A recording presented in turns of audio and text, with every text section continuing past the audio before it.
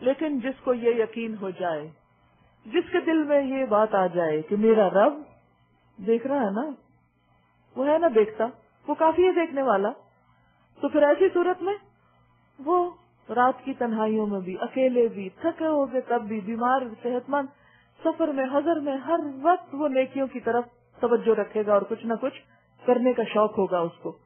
پھر وہ گن گن کر نہیں خرچ کرے گا، وہ بے حساب دے گا اور بے حساب پائے گا، کیونکہ انما یوفی الصابرون اجرہم بغیر حساب. جو لوگ اللہ کو گن گن کر دیتے ہیں، گن کے گھنٹے دیتے ہیں، گن کے پیسے دیتے ہیں، گن کے کام کرتے ہیں، تو پھر قیامت کے دن ان کو بھی گن کر ہی ملے گا. اور جو اس کا حساب نہیں رکھتے، بے حساب کرتے ہیں، اللہ کے ہاں ان کے لیے بے حساب اجر ہے.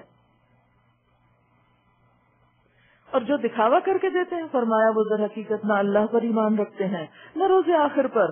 سچ یہ ہے کہ شیطان جس کا دوست ہوا اسے بہت ہی بری رفاقت میسر آئی. یہ شیطان جن بھی ہو سکتا ہے، انسان بھی ہو سکتا ہے، جو انسان کو خیر اور بھلائی کے کاموں سے روکے.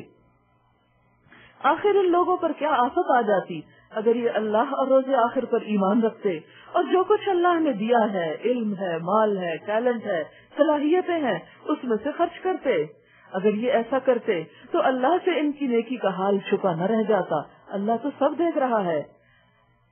ان اللہ لا یظلم مثقال ذرہ، اللہ کسی پر ذرہ برابر بھی ظلم نہیں کرتا. یعنی اگر کوئی ذرے جتنی نیکی بھی کرے تو وہ لکھ لیتا ہے اور اس پر جزا دیتا ہے.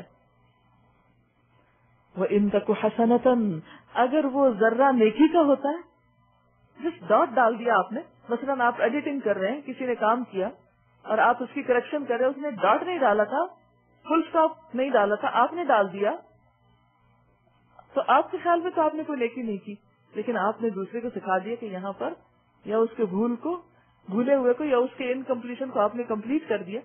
اس ڈاٹ کا بھی بدلہ ہے. اللہ ذرے برابر بھی ظلم نہیں کرتا.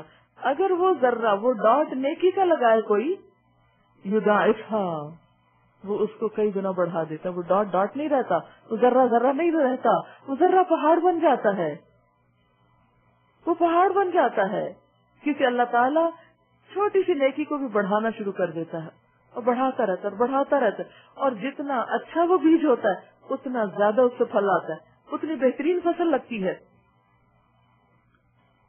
اور پھر صرف بڑھاتا نہیں، وَيُؤْتِ مِن لَّدُنْهُ أَجْرًا عَظِيمًا، اجرا عظیما. کہاں ہے اجر عظیم کے طلبگار؟ وہ اس چھوٹی سی نیکی پر بھی بہت بڑا اجر دیتا ہے اپنے پاس سے. تو ہمیں کس سے لینا ہے؟ کہاں سے مانگنا ہے؟ کس سے چاہتے ہیں؟ توقع کس سے رکھنی چاہیے؟ کچھ بھی کر کے اللہ سے، کہ اللہ تیرے لیے کیا، وہ دیکھ رہا ہے، وہ لکھ رہا ہے، وہ بڑھا رہا ہے اور اپنے پاس سے دے گا.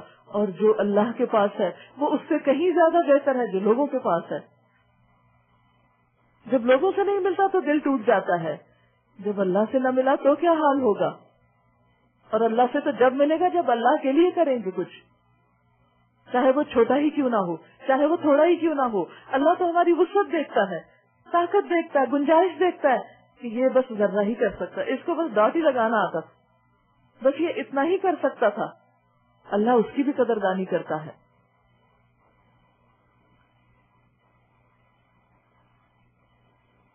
پھر سوچو اس وقت یہ کیا کریں گے جب ہم ہر امت میں سے ایک گواہ لائیں گے اور ان لوگوں پر تمہیں یعنی محمد صلی اللہ علیہ وسلم کو گواہ کی حیثیت سے کھڑا کریں گے. ہر دور کا پیغمبر اپنے دور کے لوگوں پر اللہ کی عدالت میں گواہی دے گا کہ وہ زندگی کا سیدھا راستہ جس کی اللہ نے ان کو تعلیم دی تھی اسے اس نے لوگوں تک پہنچا دیا. اور پھر یہی شہادت نبی صلی اللہ علیہ وسلم اپنے دور کے لوگوں پر دیں گے. اسی لیے حجۃ الوداع کے موقع پر آپ نے 3 دفعہ شہادت کی انگلی اٹھا کر کہا تھا، لوگوں کو پوچھ کر کے لوگوں کیا میں نے پیغام پہنچا دیا، حل بلغت؟ تو لوگوں نے کہا کہ آپ نے پہنچا دیا اور حق ادا کر دیا. تو آپ نے 3 دفعہ فرمایا اللہم اشہد، اللہم اشہد، اللہم اشہد، اللہ گواہ رہنا میں نے اپنی ڈیوٹی پوری کر دی. کیا ہم بھی کبھی ایسا کام کرتے ہیں کہ اللہ کو گواہ بنا کر کہیں کہ اللہ میں نے اپنا فرض پورا کر دیا، یہ میری استطاعت میں تھا، اب باقی جزا تیرے پاس ہے، تو دیکھنے والا ہے، تو قیامت کے دن کی رسوائیوں سے محفوظ رکھنا. اس وقت وہ سب لوگ جنہوں نے رسول کی بات نہ مانی اور اس کی نافرمانی کرتے رہے تمنا کریں گے کہ کاش زمین پھٹ جائے اور وہ اس میں سما جائیں. اتنی شرمندگی اور اتنی رسوائی ہوگی. کس بات پر؟ اس بات کو نہ ماننے پر جو رسول لائے اور پھر اس کو آگے پہنچانے پر. کیونکہ رسولوں کے بعد رسولوں کا کام یعنی رسالت تو ختم ہو گئی، کار رسالت نہیں ختم ہوا. حق کی گواہی لوگوں تک پہنچانا اب امت کا کام ہے. وَلَا يَكْتُمُونَ اللَّهَ حَدِيثًا، وہاں یہ اپنی کوئی بات اللہ سے نہ چھپا سکیں گے. وہ تو دلوں کے بھید جانتا ہے. وہ وَحُصِّلَتْ مَا فِي الصُّدُورِ، جو اندر چھپا ہوا وہ بھی نکال کے باہر کر دے گا، وہ بھی سب کو دکھا دے گا. اس وقت انسانوں کی اصل حقیقت سامنے آ جائے گی. یا ایھا الذین آمنوا لا تقربوا الصلاۃ وانتم سکارى حتی تعلموا ما تقولون. اے لوگو جو ایمان لائے ہو، جب تم نشے کی حالت میں ہو تو نماز کے قریب نہ جاؤ. نماز اس وقت پڑھنی چاہیے جب تم جانو کہ کیا کہہ رہے ہو. یعنی نماز سوچ کے پڑھنی چاہیے. یعنی جب پڑھیں تو پتہ چلے کیا بول رہے ہیں، یعنی سوچ کچھ اور رہے ہوں اور بول کچھ اور رہے ہوں. ایک حدیث میں آتا ہے لک من صلاتک ما عقلت منہا، تمہارے لیے اپنی نماز کا وہی حصہ ہے، یعنی تم اس میں سے وہی پاتے ہو، اتنے فیصد ہی تمہاری نماز ہوتی ہے جس کے بارے میں تم جانتے ہو یا اس میں سے عقل رکھتے ہو یا جو سمجھتے ہو. یعنی جتنا سمجھ کے ہوش میں پڑا ہوتا ہے وہی نماز ہے تمہارے حصے کی. اسی لیے کچھ لوگوں کی نماز 100% ہوتی ہے، کچھ کی 90، کچھ کی 50، کچھ کی 10، اور کچھ تو اللہ کو کچھ بھی یاد نہیں کرتے جیسے منافقین. ان کو بس ان کی نماز تو بس سجدہ صاحب ہی کی نماز ہوتی ہے، دھیان ہی نہیں ہوتا، توجہ ہی نہیں ہوتی. اس کا مطلب نہیں کہ کبھی سجدہ صاحب ہونا نہیں چاہیے، ہو جاتا ہے کبھی کبھار، لیکن یہ نہیں کہ ہر نماز میں سجدہ صاحب سے آپ پوری کر رہے ہیں. تو اس کے لیے انسان اپنے ہوش و حواس کو قائم رکھ کے توجہ کے ساتھ نماز پڑھے. اور اسی طرح جنابت کی حالت میں یعنی مینسز میں شوہر بیوی کے تعلق کے بعد اس حالت میں بھی نماز کے قریب نہ جاؤ جب تک کہ غسل نہ کر لو، الا یہ کہ راستے سے گزرتے یعنی سفر پہ ہو.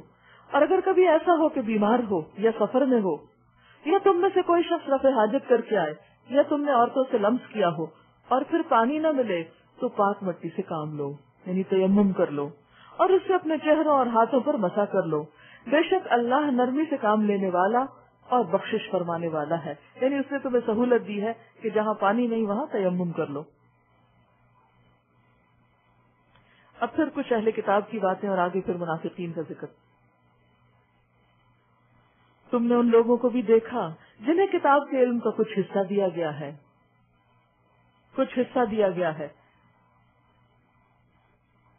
کیونکہ انہوں نے ایک بڑا حصہ تو گم کر دیا. پھر اسی طرح جو ان کے پاس تھا اس کے الفاظ سے تو بڑی توجہ تھی، اس کی روح نہیں معلوم تھی ان کو. تو جب تک کوئی شخص کتاب کے الفاظ کے ساتھ معنی نہ جانے اسے کتاب کا بس ایک حصہ ملا. مثلا حفظ کر لیا ایک حصہ ہے جب تک سمجھتے نہیں. یا پھر یہ کہ صرف چند حصوں کو ہی پڑھنا اور اسی کو ہی کافی سمجھنا. آج ہم مسلمانوں کا بھی تو حال یہی ہے نا، صرف سورت یاسین ہی پڑھے جاتے ہیں. یہ چند مخصوص حصے انہوں نے مقرر کر رکھے ہیں، بس وہی اٹھاتے ہیں. وہ سب بھی نہیں اٹھاتے، قرآن مجید بھی نہیں لیتے، بس اسی کو قرآن سمجھتے اور اسی کو ہی برکتوں اور فضیلتوں کا ذریعہ اور اسی پہ ہی کافی. تم نے دیکھا ان لوگوں کو جنہیں کتاب کے علم کا کچھ حصہ دیا گیا، وہ خود ضلالت کے خریدار بنے ہوئے ہیں، کتاب چھوڑ کے گمراہی کے پیچھے بھاگ رہے ہیں اور چاہتے ہیں کہ تم بھی راہ گم کر دو، تمہیں بھی بھٹکانے پہ تلے ہوئے ہیں. اللہ تمہارے دشمنوں کو خوب جانتا ہے اور تمہاری حمایت اور مددگاری کے لیے اللہ ہی کافی ہے. جو لوگ یہودی بن گئے ہیں ان میں کچھ لوگ ہیں جو الفاظ کو ان کے محل سے پھیر دیتے ہیں، یعنی کلام کے معنی بدل دیتے ہیں اور دین حق کے خلاف نیشدنی کرتے ہیں، دین میں تانے دیتے ہیں اور اس کے لیے اپنی زبانوں کو توڑ موڑ کر کہتے ہیں سمینا و اسینا. سمینا و اطانا کے بجائے یعنی لفظوں کو بگاڑ کے اسینا کر دیتے ہیں. اور اسما اور دل میں کہتے ہیں غیر مسما، کہتے ہیں سنو، لسن. پروفیٹ صلی اللہ علیہ وسلم کے پاس آ کر کہتے تھے ہماری بات سنو، سنیے. اور دل میں کیا کہتے تھے؟ بہرے بن جاؤ، نہ ہی سن سکو. زبان پہ کچھ دل میں کچھ. یہی تو منافقت ہوتی کہ انسان اوپر سے کچھ ظاہر کرے اور دل میں کچھ اور رکھے. تو مومن کا دل جو ہے اس میں بغض بھرا نہیں رہ سکتا. اگر اوپر سے اچھا ہے تو دل سے بھی اچھا ہونا چاہیے، اور اگر دل میں کوئی میل ہے یا کمی بیشی ہے تو اس کی اصلاح کی فکر کرنی چاہیے، کیونکہ تزکیہ اسی کا نام تو ہے، اور یہ کوشش انسان روز کرتا ہے۔ جیسے منہ ہاتھ دھوتے ہیں نا ہم، تو دلوں کو بھی روز دھونا پڑتا ہے۔ ظاہر دھوتے ہیں تو باطن کی صفائی بھی ضروری ہے۔